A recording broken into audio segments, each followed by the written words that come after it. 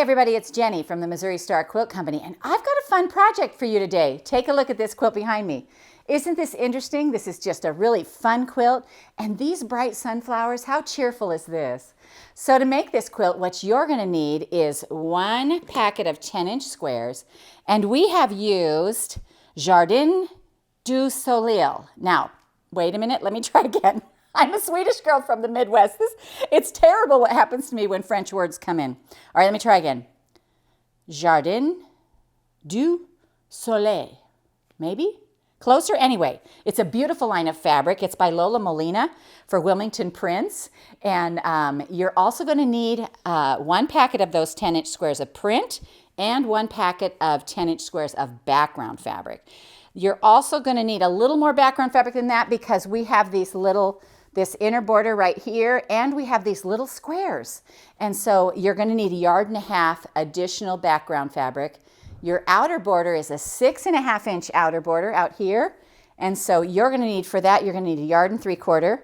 Our backing, this is a big quilt, 88 by 96. Let me show you our backing right here. And see that sunflower quilting on there? It's just so pretty. The other thing I want to point out is that in this line, they had this darling stripe. And I wanted to use that stripe for our binding. I love a stripe on the binding because I just think it pops. It makes it look so cute. So for the binding, you're going to need 3/4 yards. Usually we don't talk about the binding too much, but when we have a print like that, let's talk about it. All right, let me show you how to make this. So we're going to take our two 10-inch squares, and I'm going to stack them like this. And, you know, on this line, there's definite fronts and backs, so you want to be aware of that. I'm going to take my ruler, and because it's 5 inches, I can just cut these blocks right in half, just like this. And I'm going to separate these two, and then I'm going to take my background fabric out, and I'm going to draw a line corner to corner. This is made with the long, it's like a half rectangle triangle. So I'm going to put one line going this way, and you want to make sure they're going 2 different directions. So I'm just going to take my pencil and I'm going to draw corner to corner, and then I'm going to draw this line going to corner this way. All right. So now what I'm going to do is I'm going to take my 5 by 10-inch rectangle and my other rectangle, and I'm going to turn this so that it lines up this way. So I'm matching this corner and this corner. Then what I'm going to do is I'm going to sew on both sides of the line on both of these pieces. So let's do this one first. I've got it lined up. My presser foot is lined up on the line. I'm sewing down and I'm turning around. I'm coming back up the other side.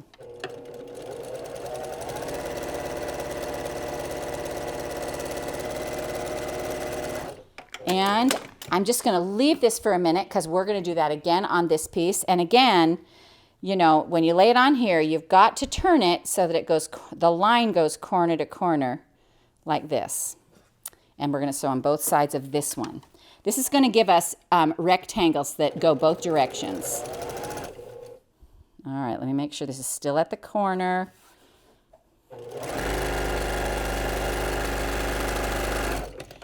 And then zoom it around. Oh, don't let your fabric fold. Then you'll have to get out that seam ripper if you do that. We don't want that to happen. All righty. Now what we're going to do is we're going to cut these both in half, like this. And this one as well. And then we're going to press them to the dark side. So I'm going to bring these over here. I'm going to put my dark fabric on the top and just press it open like this. And you have a rectangle triangle. And then we'll do this one. And they should go 2 different directions. We'll find that out in just a minute when I lay them over here. All right. So let's see if they worked.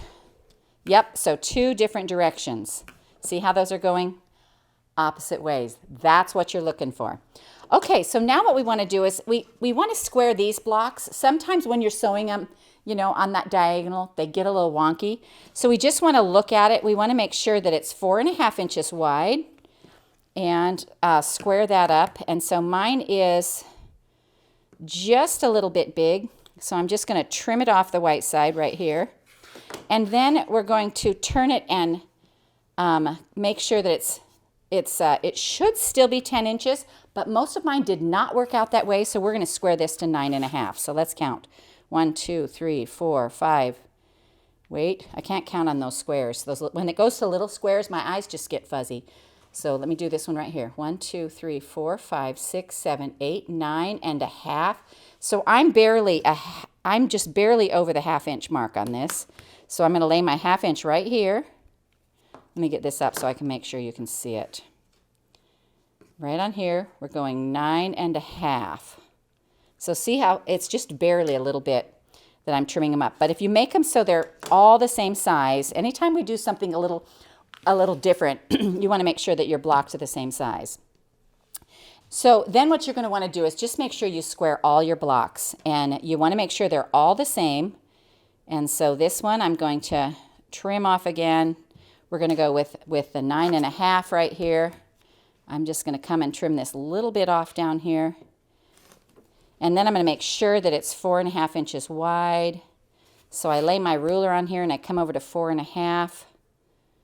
And I think I'm going to trim all on the white side. I just think that that's you know, it's kind of good to be consistent that way.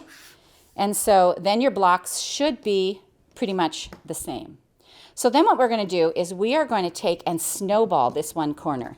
I wanted to see what would happen if I snowballed the corner. So I have a little 2.5 inch square here, and I'm going to iron a sew line. And I'm just going to place this on this corner right here, and I'm just going to sew across that.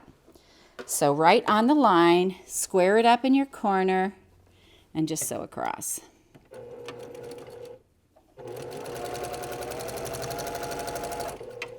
All right.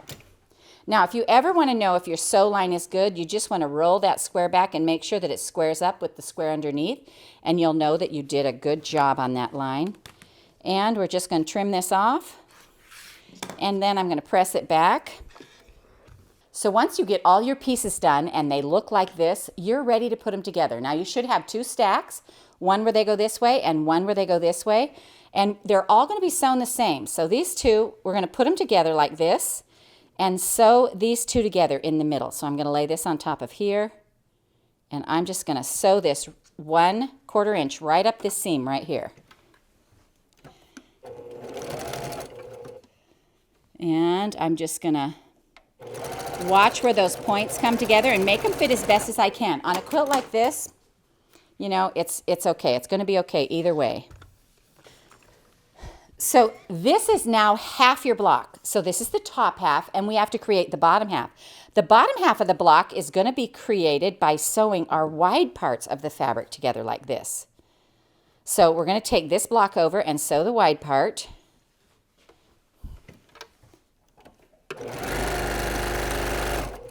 And then what we want to do is press this like this, and let me show you this finished block right here. So this is the look we're going for. This is really what it is right here. And so once you get one of these done, if you're angly challenged like me, it will help you to have that beginner one. So once you get one of these done, you look at it and you see this pattern right here, and you're just going to sew these together. The important place to match is that center seam. So I'm going to go ahead and sew these 1/4 inch right down the side like this, and match up my center seam. Make sure that I'm lined up pretty close. There we go. And then you can just kind of sail down that side because it's long, straight pieces. Alrighty.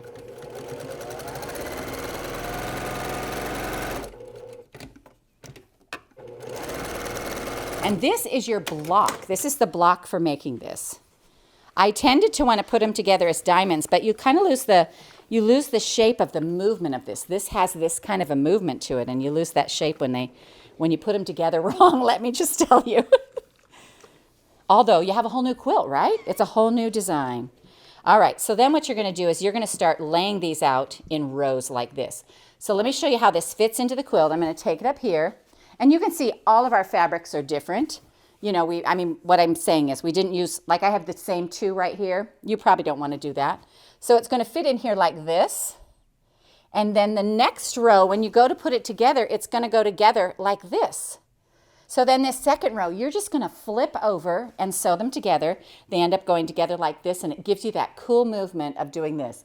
So when I hung this quilt up here to film it, the camera guys were like, oh my gosh, this would look perfect in solids because it has this little arrow block up here. They really liked that added bit to it. And so don't be afraid to change your fabric out or try different things. Do a pattern as you see it. And we hope you enjoyed this tutorial on the Sunshine Lattice Quilt from the Missouri Star Quilt Company.